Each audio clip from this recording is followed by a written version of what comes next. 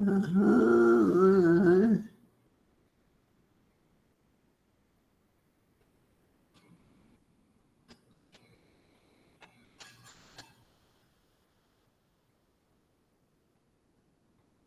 Eu vou pedir para Elaine. Elaine, você pode fazer a leitura? Pois é. Tá me Você pode? ouvindo? Posso Tô. sim.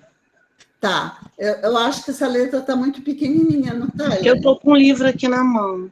Ah, então tudo bem. Tá. Pode começar? Tudo.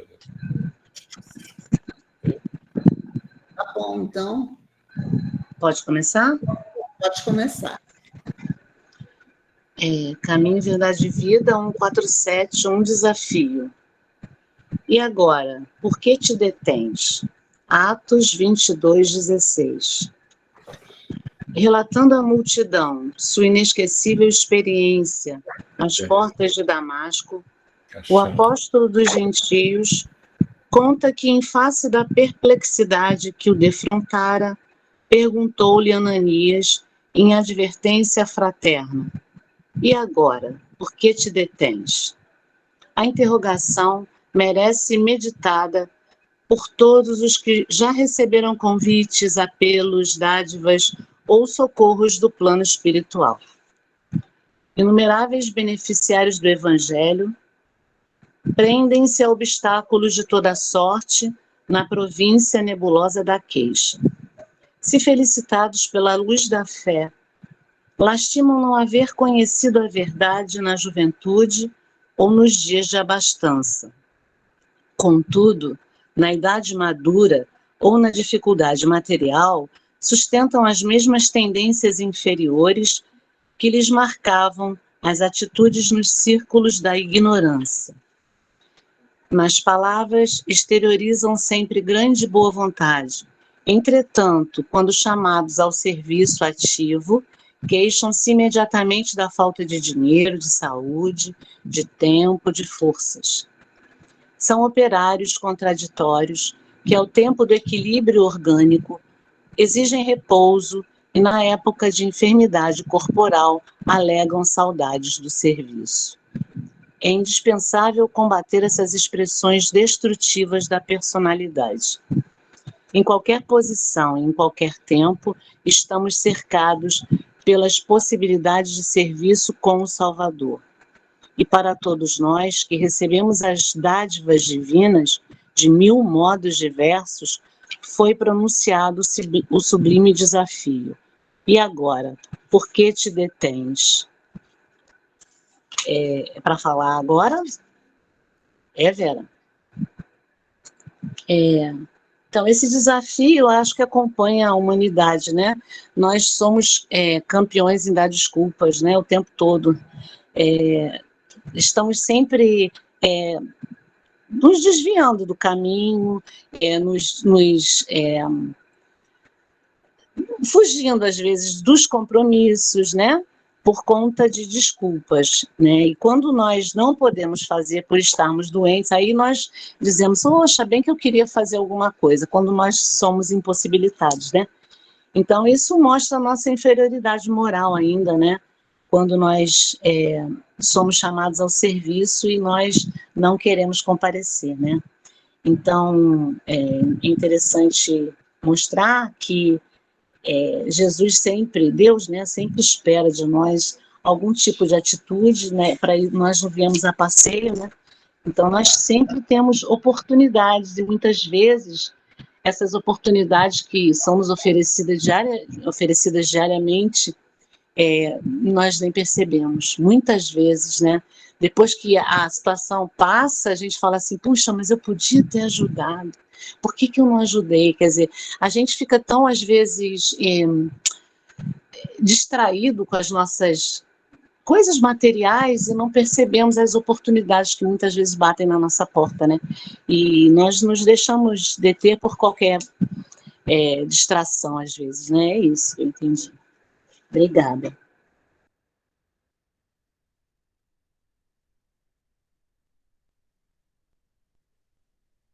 Vera, o microfone.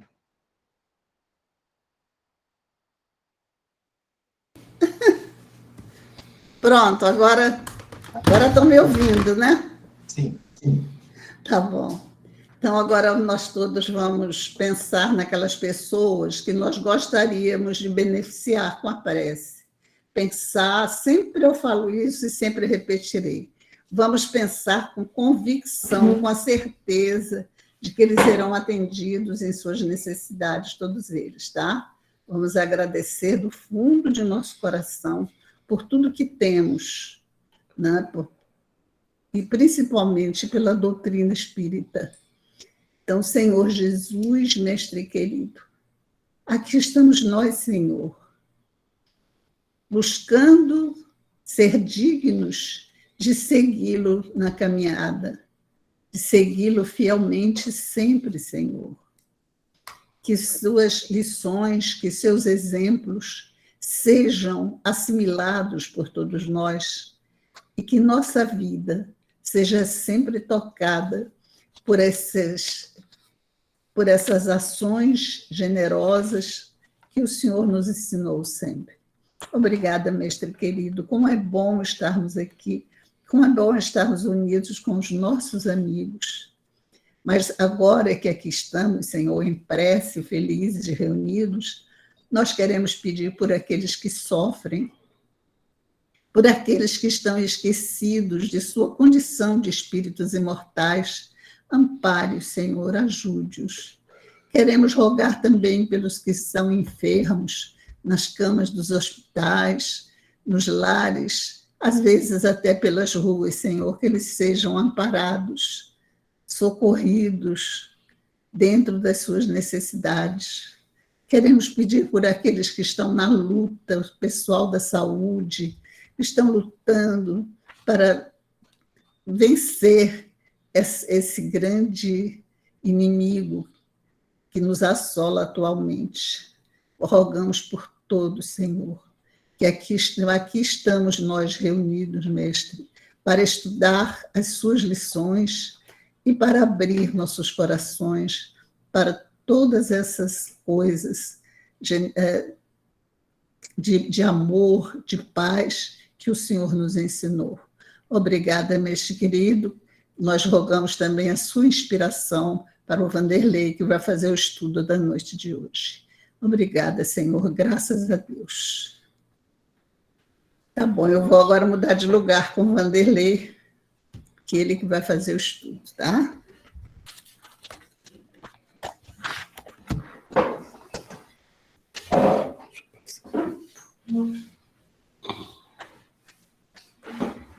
Aqui, o dele é trocado.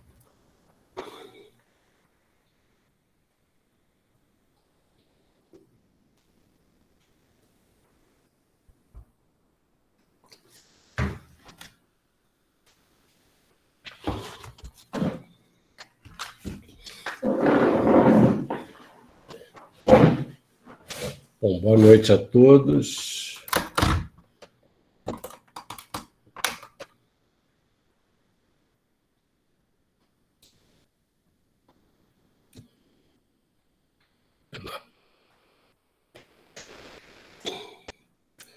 O nosso tema de hoje é uma continuação do tema da semana passada, que foi trabalhado pelo Marcelo.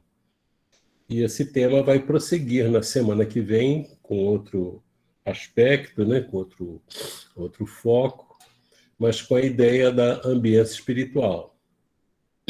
A Agremiação Espírita Isabel e o Grupo Espírita Boa Nova, todo ano, nesse período que antecede as festividades do Carnaval, nós costumamos trabalhar essa questão da ambiência espiritual, que, aliás, é um trabalho permanente. Nossa, estou sentado aqui, estou de mau jeito. É um trabalho permanente nosso com relação à vida do Centro Espírita durante todo o ano. Mas, nesse período, a gente destaca esses aspectos, que são muito interessantes, chamando a atenção para a questão da ambiência espiritual. Como nós já vimos e sempre trabalhamos, a ambiência espiritual ela é fundamental no trabalho espírita. Quando nós levantamos um centro espírita, uma casa espírita, nós levantamos paredes. E, relativamente, as paredes ficam em pé, né? Com algumas... com desgaste, aquilo tudo, mas elas estão fixas ali. Mas a ambiência espiritual, ela não é estática, como as paredes materiais. Ela é dinâmica.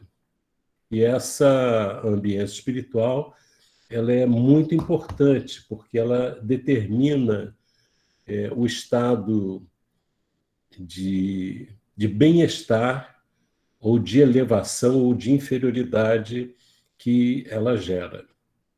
E nós sabemos que a ambiência espiritual ela é construída pelo pensamento dos encarnados e dos desencarnados que vivem naquele ambiente. Nós sabemos que os espíritos desencarnados, eles não ficam num lugar só, né? Às vezes as pessoas pensam que os espíritos desencarnados ficam no centro espírita. Mas não, eles estão nas casas, nas ruas, nas instituições, nos hospitais, em todos os cantos. Então, isso é importante a gente ter em mente.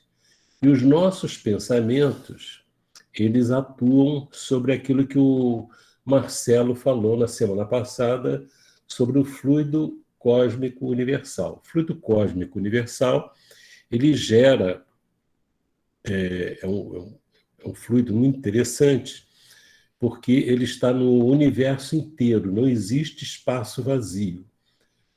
O fluido cósmico está em toda parte, ocupa todo o espaço.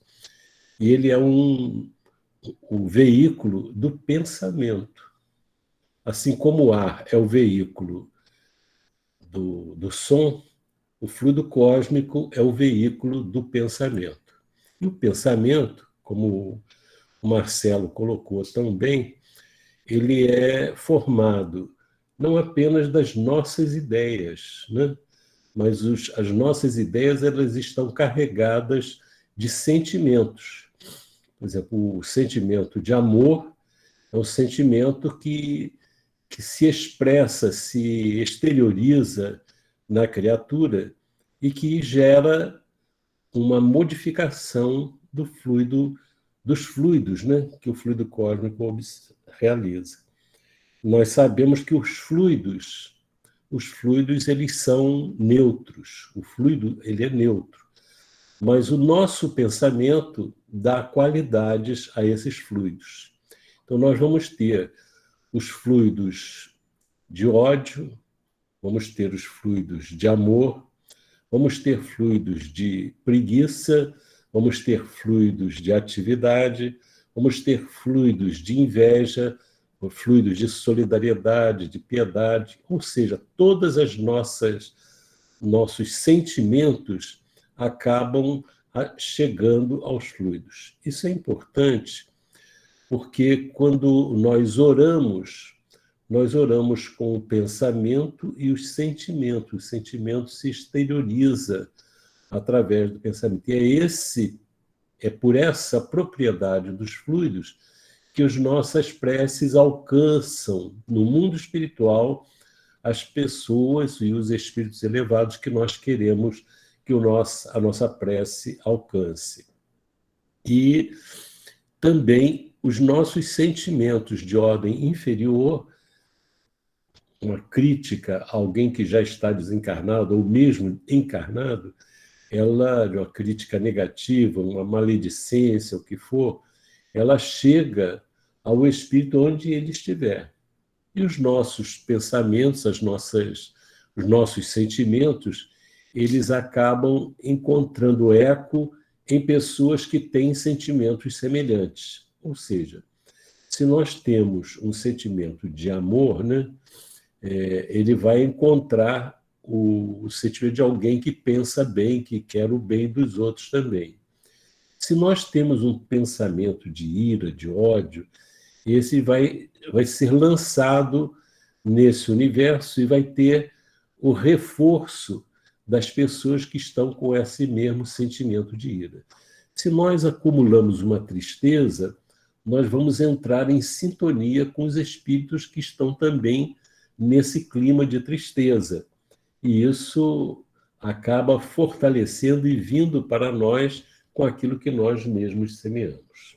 Então, isso tudo a gente está colocando e a gente observa a colocação de Jesus, muito importante, que ele disse que o reino dos céus está dentro de nós, né? O que está dentro de nós? O que está dentro de nós são os sentimentos que nós temos. Quando falamos sentimentos, não estamos com aquela linguagem do sentimento, de um sentimento assim, vamos dizer assim, de uma afetividade apenas, né?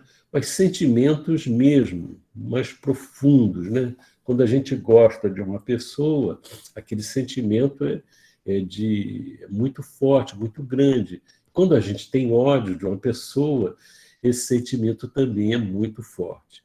Então, quando Jesus diz que o reino dos céus está dentro de nós, ele está dizendo que no nosso coração, né, não é no coração físico, né, naquilo que a gente registra como a essência da nossa vida, que são o que nós sentimos.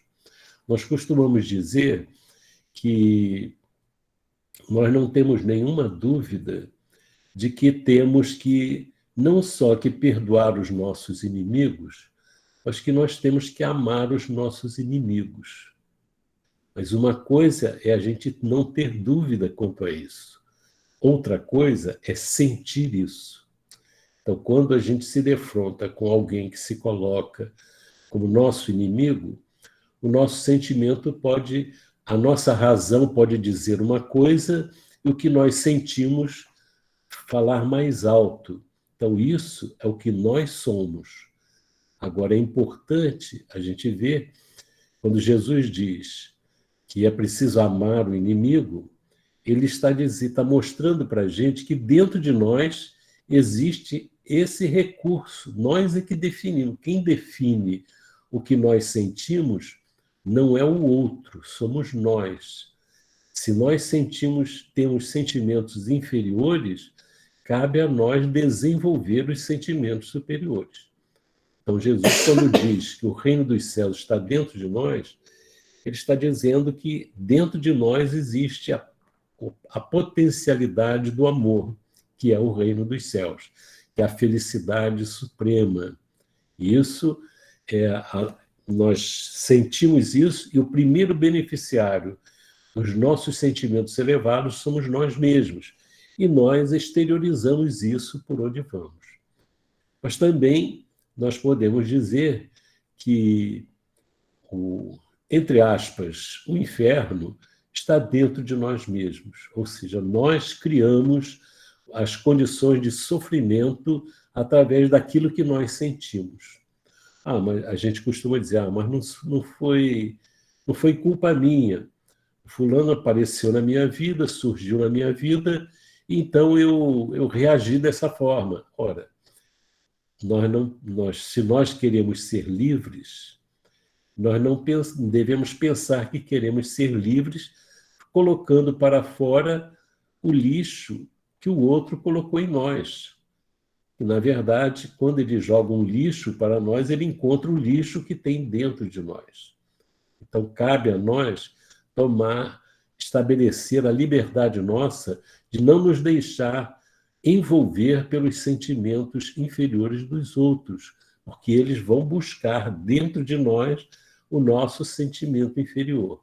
Mas dentro de nós existe o sentimento de amor que pode sobrepujar a tudo se trabalharmos nessa direção. Bem, dito isso, a gente vai vai trabalhar hoje,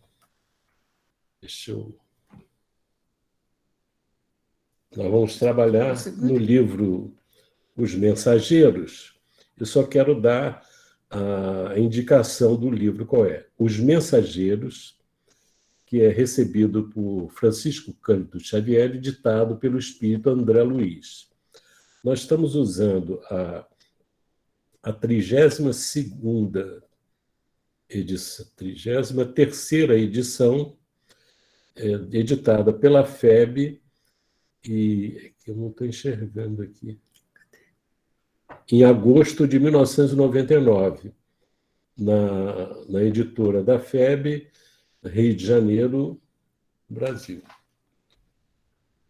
Então, nós vamos projetar, é o capítulo 15 que nós vamos trabalhar, que nos foi pedido, que é um momento muito interessante, que a gente observa a viagem de André Luiz, junto com Aniceto, né?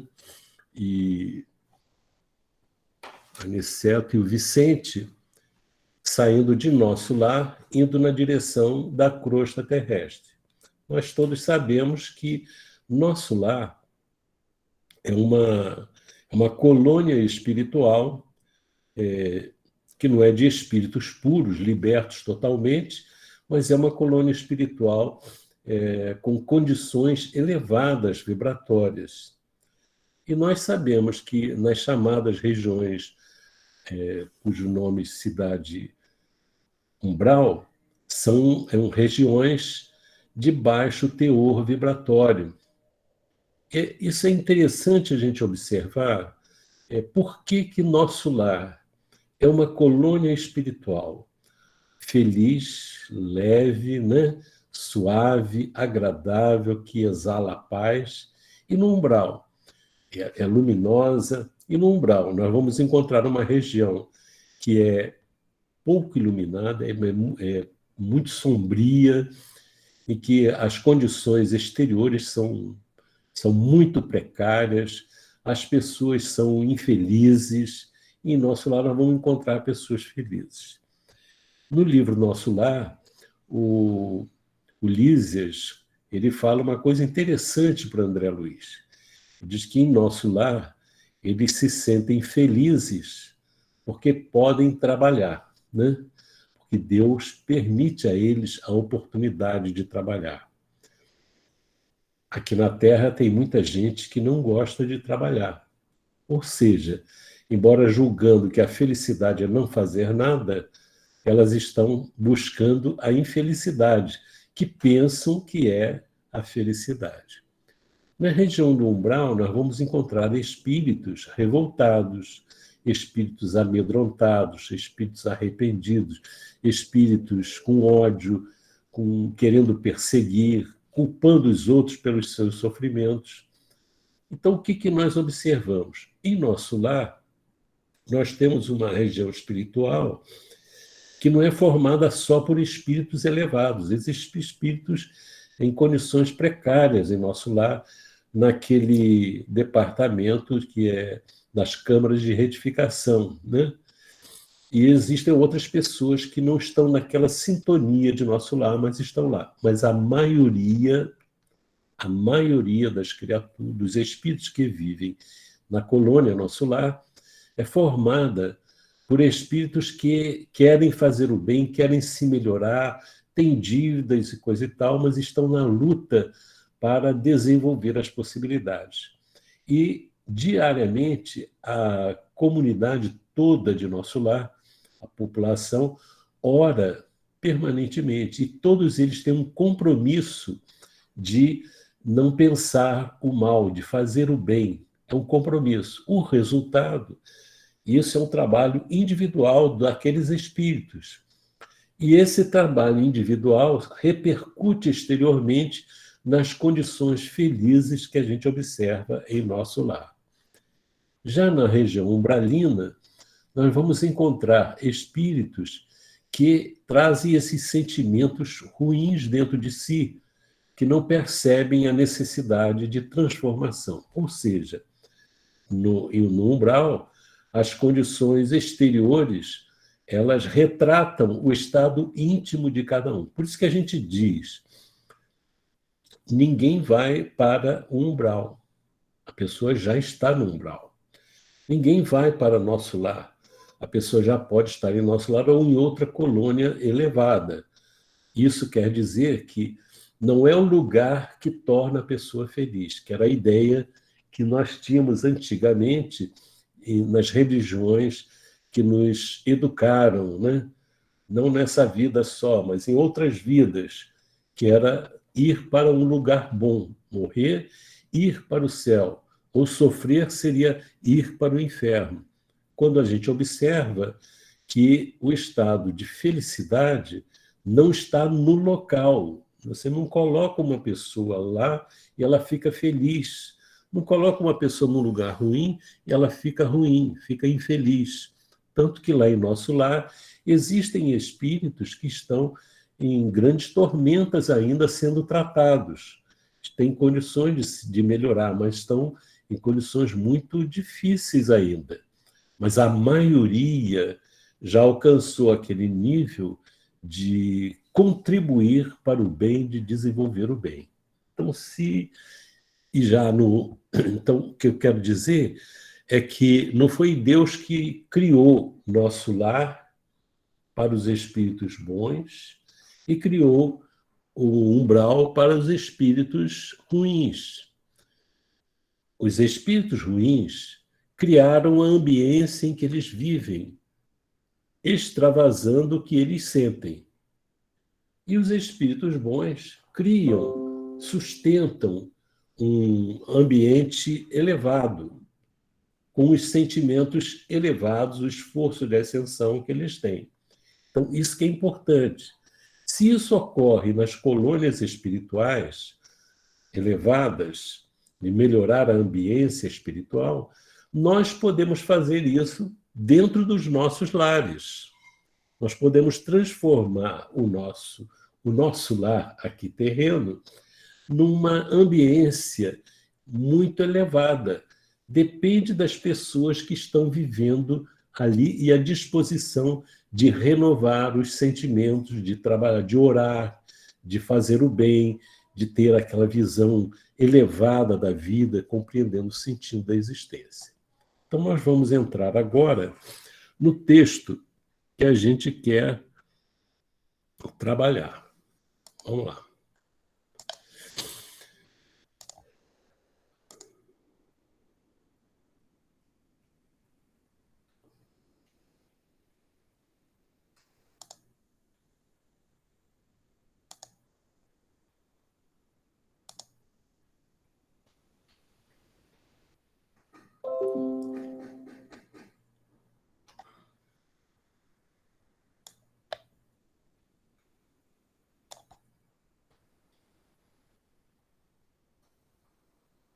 Então, nós vamos lendo, que é muito interessante a gente observar isso. Aniceto informa André Luiz e Vicente. Aniceto é o orientador de André Luiz nesse trabalho aí. Para a gente ter uma ideia, o livro Os Mensageiros é um relato de uma semana de trabalho de André Luiz com o espírito Aniceto e com o Vicente. Vamos lá. Aniceto informa a André Luiz e Vicente, que é um companheiro de André Luiz, que no dia seguinte os três partiriam a serviço nas esferas da crosta. Aniceto diz para André Luiz e Vicente irem no dia seguinte, pela madrugada, ao gabinete de auxílio magnético às percepções que fica junto ao centro de mensageiros para que eles alcançassem o necessário melhoramento da visão. E assim eles fizeram. Ou seja, eles iam fazer um tratamento, uma aplicação para eles enxergarem melhor em termos espirituais. Aniceto informou também que a viagem para André Luiz e Vicente seria diferente, porque eles estavam habituados à passagem livre, mantidas por ordem superior para as atividades normais dos trabalhos e trânsito dos irmãos esclarecidos em vésperas de reencarnação. As regiões inferiores entre nosso lar e os círculos de carne, a crosta terrestre, são tão grandes que exigem uma estrada ampla e bem cuidada. Eles, porém, estariam numa expedição de aprendizado e experiência, e por isso não seguiriam os caminhos mais fáceis. O que nós estamos vendo aí? André Luiz está dando para a gente uma ideia, trazendo para o nosso vocabulário, para nós entendermos um pouco. É interessante a gente observar que quando André Luiz fala de estrada, de caminhos, ele não está se referindo numa trajetória geográfica. Isso aí é uma trajetória vibratória, que para nós já fica mais estranho, mas não é uma estradinha, né? Mas ele vai trazendo para a gente com essa visão. Vamos ver aqui a viagem. Depois de empregarmos o processo de condução rápida, quer dizer, essa estrada que ele fala, né, que vai de Nosso Lar para a Crosta, vocês lembram quando o André Luiz, no livro Nosso Lar, consegue visitar a família dele, e depois ele consegue volitar na direção de Nosso Lar, depois de um trabalho importante que ele fez com o segundo marido da esposa dele, ele vai direto para Nosso Lar. Então, isso que ele chama de estrada ampla, bem cuidada. Eles agora vão fazer uma viagem caminhando assim, mais detalhadamente, passando por diversas faixas vibratórias. Tá? Então, Vanderlei, sim. desculpa interromper rapidinho, mas você disse que está projetando na tela, na minha tela não está aparecendo, não. É só na sua ou nos outros não está? Não sei, na minha tá. Na sua Eu tá, também estou Marcelo? vendo. Não estou vendo, não. Só está mesmo o W da sua letra, do seu nome. Se você puder... Mas tá bom, eu vou ouvir. Viu a orientação do João Emílio aí? Oi, João. Se o Vanderlei compartilhar de novo, eu acho que aparece para você. Tá legal, obrigada. Desculpa interromper, tá bom? Tá ótimo, é bom. Vou parar e vou passar de novo.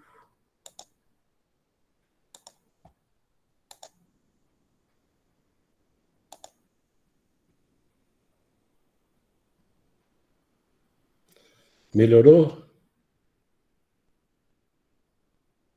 Está conseguindo ver? Continua. Não, continua do mesmo jeito. Mas não tem importância, não, eu vou ouvindo. Tá? Rita, Eu não tenho Rita, livro. Oi? você passa o mouse em cima da imagem que você está vendo do Vanderlei e clica num alfinetinho, tipo um alfinetinho. Você deve ter fixado a imagem do Vanderlei na sua tela. E aí você clica nesse alfinete, parece um alfinetinho, você clica em cima que ele vai desfazer. Tá, vai deixar. Então, vamos lá. Então, depois de empregarmos o processo de condução rápida, atravessando imensas distâncias, ele foi num caminho rápido, né? Surgiu uma região menos bela. O firmamento cobrira-se de nuvens espessas e alguma coisa que eu não podia compreender impedia-nos a volitação com facilidade. Creio que o mesmo não acontecia ao nosso instrutor, mas Vicente e eu fazíamos enorme esforço para acompanhá-lo.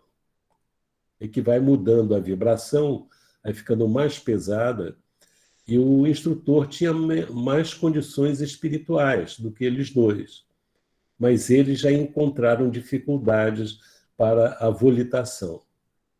Aniceto percebeu de pronto nossos obstáculos e considerou: será conveniente utilizarmos a locomoção. A atmosfera começa a pesar muitíssimo e não devemos andar muito distante de Campo da Paz. Campo da Paz é um posto avançado de Nosso Lar nessa região umbralina, né? A gente vai vendo assim que o ambiente espiritual vai ficando pesado, denso, porque já é o reflexo dos espíritos que vivem naquelas regiões. Não precisaremos ir até lá. Todavia, descansaremos no posto de socorro. Encontraremos ali os recursos indispensáveis. Então, Campos da Paz é uma colônia espiritual, como o nosso lar. Mas havia um posto de socorro em plena região umbralina, posto de socorro ligado a essa colônia de Campos da Paz.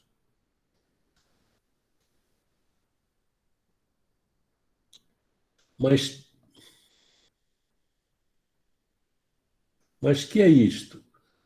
Perguntei, admirado da profunda modificação ambiente. Olha o que ele vai dizer aqui. Ó.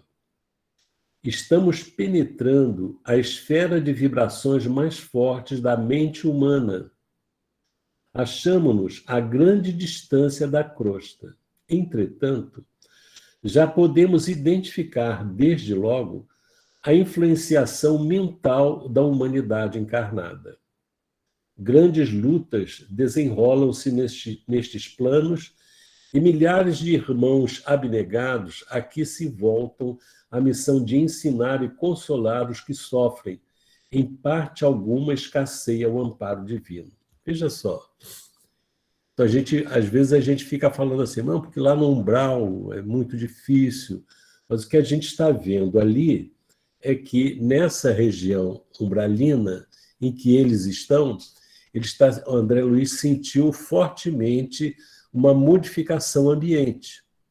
E o Aniceto disse que eles estavam penetrando a esfera de vibrações mais fortes da mente humana, dos encarnados.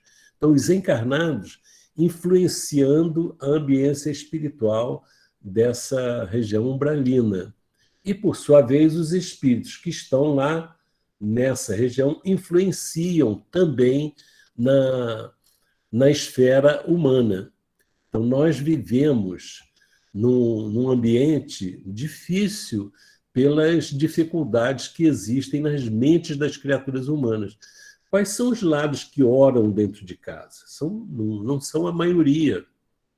Então, os sentimentos que estão sendo lançados, as desavenças, as violências, os quadros todos que a gente observa, os ódios, as perseguições, isso daí gera pensamentos que criam condições bem negativas no ambiente espiritual. Mas ele diz o seguinte, olha aqui, ó. Grandes lutas desenrolam-se nestes planos. Mas olha só, e milhares de irmãos abnegados aqui se voltam à missão de ensinar e consolar os que sofrem. Então, no mundo espiritual, os espíritos que estão nas faixas mais elevadas, eles não ficam lá desfrutando dos prazeres da vida espiritual elevada. Eles descem para atender as necessidades das pessoas na Terra, através do ensino e da consolação. Veja só que bonito, né?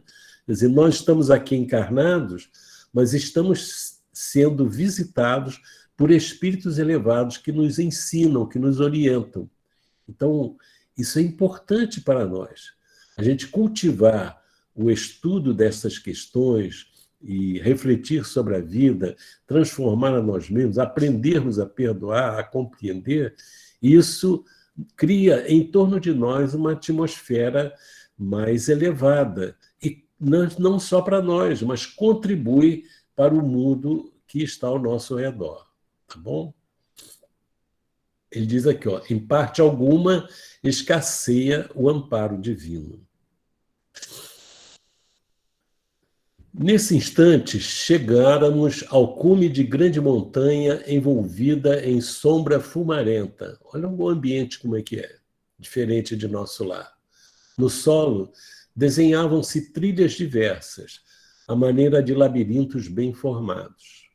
Observando-nos a estranheza, Aniceto falou com otimismo. Sigamos.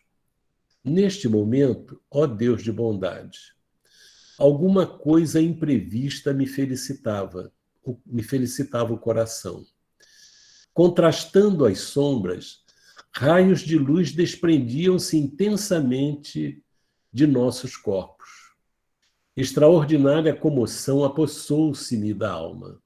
Vicente e eu ajoelhamo-nos a um só tempo, banhados em lágrimas, enviando ao Eterno os nossos profundos agradecimentos em votos de júbilo fervoroso. Estávamos embriagados de ventura. Era a primeira vez que me vestia de luz, luz que se irradiava de todas as células de meu corpo espiritual. Aniceto, que se mantinha de pé a contemplar-nos com expressão de alegria, falou comovidamente. Olha só que interessante. Onde é que eles estão? Eles estão numa região, olha o que ele diz aqui, ó, numa região envolvida em sombra fumarenta. Então era uma região muito grosseira, né, que eles estavam. No entanto, nessa região grosseira, os corpos deles irradiaram luz, para nós vermos que não é o local que dá luz à pessoa, mas é a pessoa que se ilumina por dentro.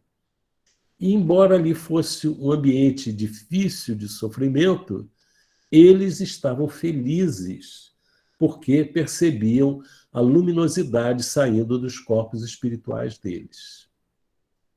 Não é? Muito interessante. Isso para a gente ver que se nós estamos aqui na Terra, nós podemos sentir essa alegria das vibrações superiores, vibrando na direção, em sintonia com os espíritos elevados. Aí o Aniceto disse: muito bem, meus amigos, agradeçamos a Deus os dons de amor, sabedoria e misericórdia. Ou seja, embora eles tenham produzido isso, Aniceto atribui essa luminosidade à misericórdia e à sabedoria divina, que é sempre bom a gente agradecer a Deus por aqueles benefícios que nós achamos que tem a nossa participação também, que não é uma doação gratuita de Deus, mas é um esforço que é recompensado pela presença divina. Saibamos manifestar ao Pai o nosso reconhecimento. Quem não sabe agradecer, não sabe receber, e muito menos pedir. Olha que lições importantes para nós. Na nossa vida, nós temos muito mais coisa para agradecer, mas quantas vezes nós apenas reclamamos da existência, da vida e tudo mais. Durante muito tempo, Vicente e eu mantivemos-nos em prece repleta de alegrias e de lágrimas, as lágrimas de felicidade, né? Em seguida, retomamos a marcha, como se estivéssemos vestidos em sublime luminosidade. Olha que bonito, né? Que felicidade a pessoa poder sentir isso. As surpresas, no entanto, sucediam-se ininterruptamente. Aquelas vias de comunicação eram muito diversas das que conhecia até ali. Mergulhávamos num clima estranho, onde predominavam o frio e a ausência de luz solar. Né? Sombria a região. A topografia era um conjunto de paisagens misteriosas, lembrando filmes fantásticos da cinematografia terrestre. Picos altíssimos semelhavam vigorosas agulhas de treva, desafiando a vastidão. Descíamos sempre como viajores, ladeando escuros precipícios, em país de exotismo ameaçador. Esquisita vegetação subia do solo, de espaço a espaço, entre os grandes abismos. Aves de horripilante aspecto surgiam, medrosas, de quando em quando, enchendo o silêncio de pios angustiados. Rija ventania soprava em todas as direções. A gente lendo isso é uma coisa arrepiante, né? Angustiada. Mas a gente observa que interiormente eles estão bem. Se a gente comparar esse momento de André Luiz com o momento em que ele estava no umbral, ainda desequilibrado, a gente vê como ele sofria em condições semelhantes a essa. E já aqui ele está luminoso, né?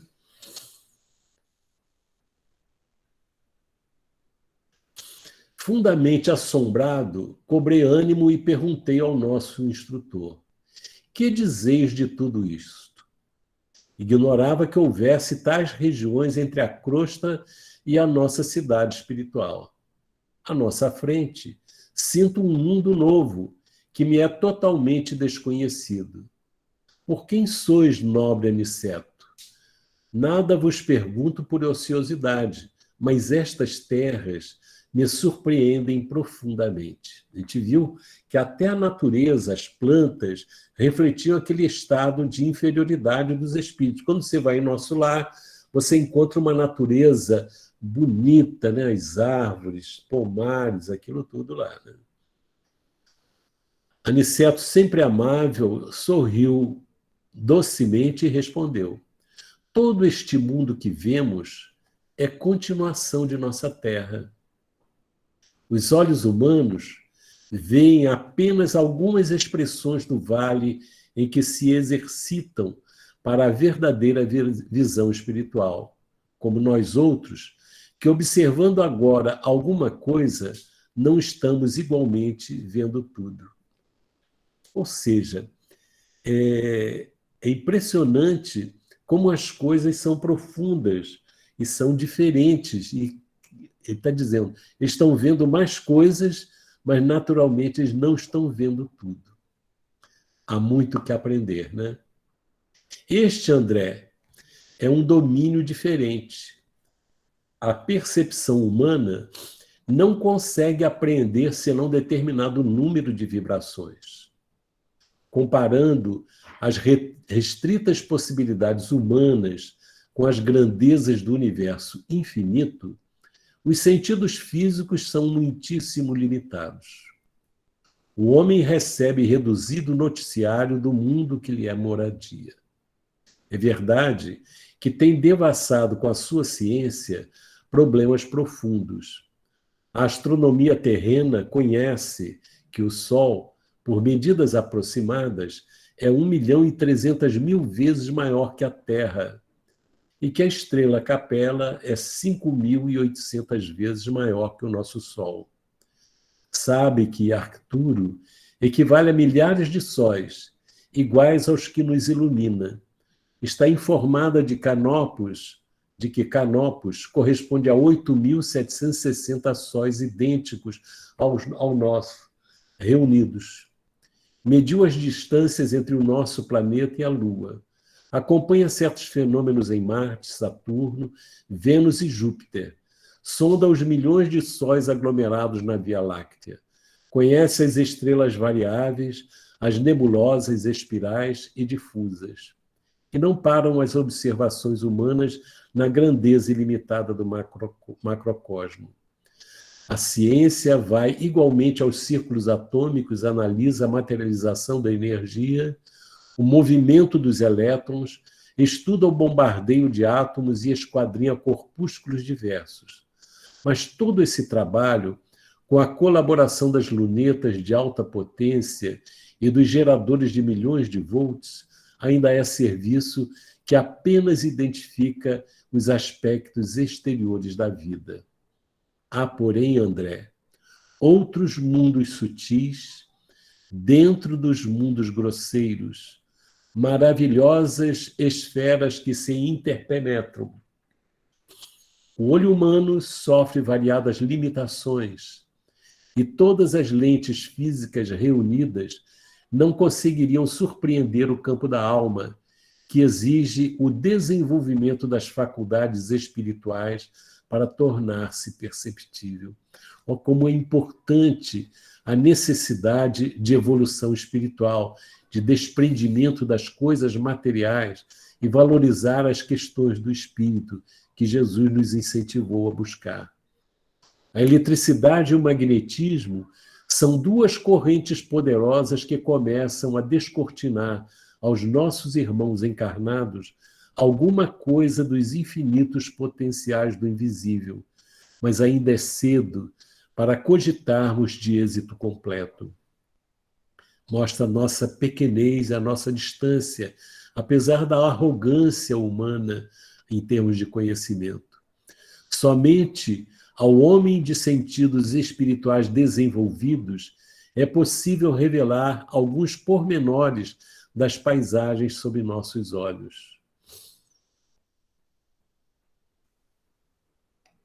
A maioria das criaturas ligadas à crosta não entende estas verdades, senão após perderem os laços físicos mais grosseiros. É da lei, que não devemos ver senão o que possamos observar com proveito. Muito interessante, né? Nessa altura, Aniceto calou-se. Comovido com as instruções, guardei religioso silêncio.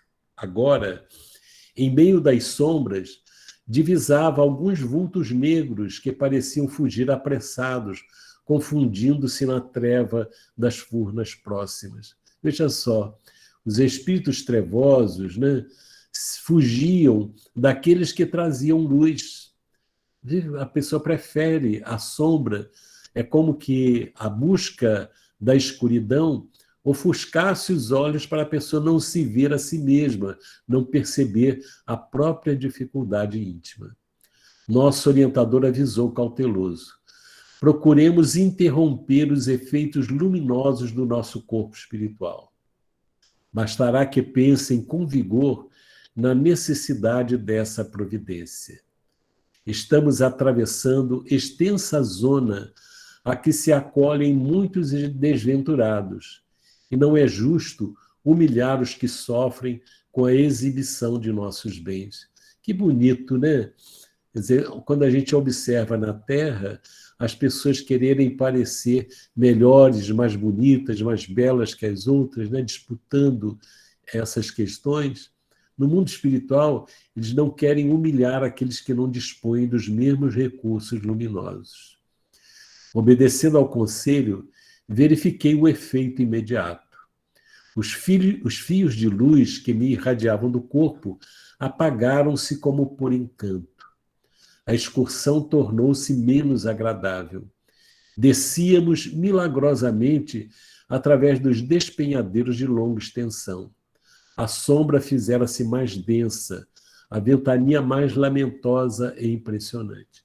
É interessante a gente observar que essa descida é uma descida vibratória, que a gente não consegue entender exatamente como é que funciona isso. Mas é como se eles estivessem entrando nesses mundos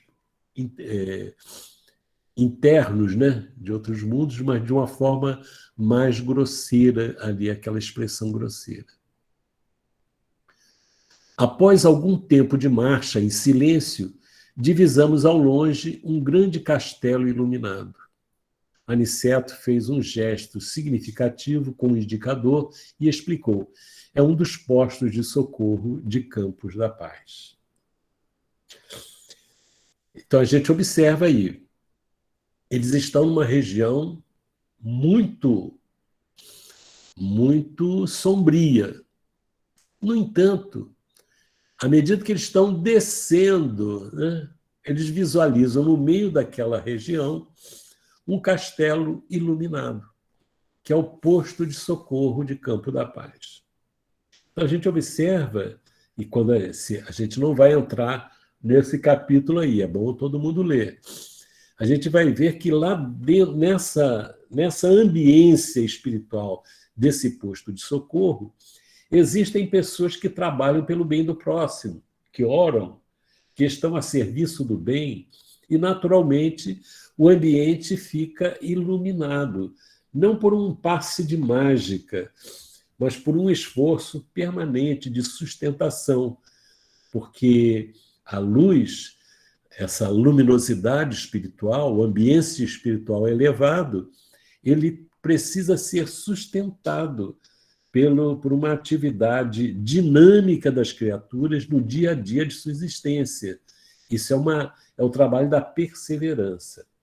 Então, isso é muito importante a gente ver e a gente observar que essa ambiência difícil que eles retratam e que eles colocam que é a influência do ambiente terreno, nós vamos encontrar aqui, na ambiência terrena, diversas subambiências.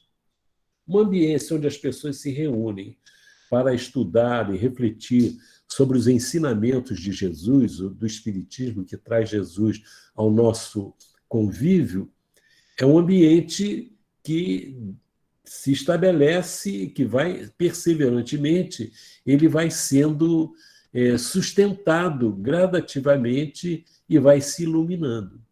Mas vamos ver ambientes em que o vício predomina, em que a violência predomina, em que a atividade inferior predomina, o ambiente é pesado. Eu costumo lembrar de um compositor e cantor de samba de break, que os antigos conheceram, que é o Moreira da Silva. Ele tem uma música que ele sempre contava uma história na música. Diz que ele entra num bar assim, quando chega no bar, ele diz assim, estava aquele cheiro de cadáver no ar. Quer dizer, ninguém tinha morrido, né? Não tinha nada. O que ele estava falando assim era a vibração ambiente, porque o clima estava indicando a ocorrência mais adiante de algum crime, de alguma situação dessa natureza. Então, isso é importante nós termos em mente, tanto na nossa casa espírita, para sustentá-la vibratoriamente, e é por isso que os espíritos dizem sempre que os trabalhadores da casa espírita devem se amar muito, devem ter compreensão mútua, devem se esforçar nesse sentido para que a obra, porque a obra é comum, não é uma pessoa que faz o ambiente, são todas. E os pensamentos de todos é que atraem os espíritos que vão prevalecer no ambiente espiritual que nós estamos dedicando.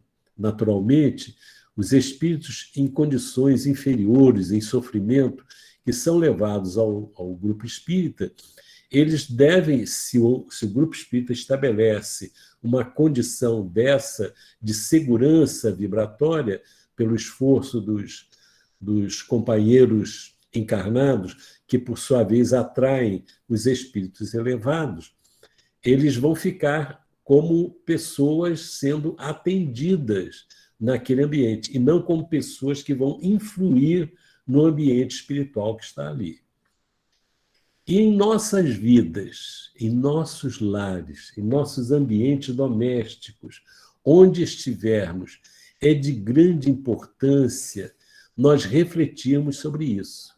E nesse período em que determinadas festas ocorrem, e que nós sabemos que nessas festas prevalece muito mais a busca do prazer momentâneo, porque, de um modo geral, as pessoas na Terra, muitas pessoas, tendem a buscar o que elas chamam de felicidade momentânea, passageira, e que precisam ser estimuladas por drogas, por bebidas, por algumas coisas dessa natureza, porque é como se fosse uma fuga da própria realidade. Quer dizer, elas estão buscando a felicidade, é verdade. Só que não percebem que a felicidade que elas buscam é uma felicidade ilusória. A felicidade, a alegria que Jesus nos ofereceu como um caminho para conquistá-la é uma felicidade, uma alegria perene, que quando desencarnamos, nós vamos viver esse ambiente espiritual que nós criamos em torno de nós. Então, isso é importante a gente ver.